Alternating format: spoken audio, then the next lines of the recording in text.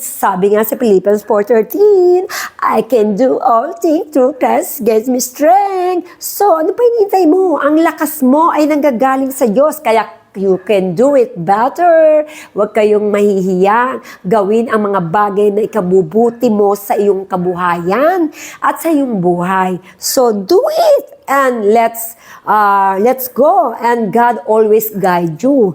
O, diba? Sinabi nga yan sa John 14:6, I am the way, the truth, and the light. No one comes to the Father but through me. So, yung way mo, way din ni Lord. So, yung mga buhay natin ay buhay na kailangang nasa kay Lord.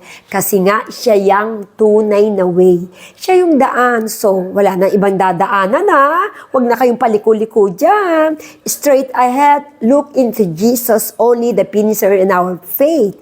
So, sino pa nga ba ang dapat pananampalatayanan kundi ang Panginoong Yesus na napako sa krus na tinubos ang iyong kasalanan at kasalanan ko. So, bakit kailangan tayong manalangin kung saan-saan? Just pray to God and to Jesus, and Jesus listen you every day in your life. Na kapag ikaw ay nananalangin, naririnig na Diyos yan at kaya niyang itong sagutin sa oras ng iyong pangangailangan.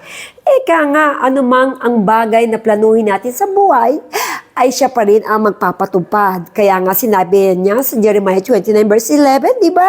Mga brother and sister, for I know the plans I have for you, declares the Lord, plans to prosper you and not to harm you, plans to give you hope in the future.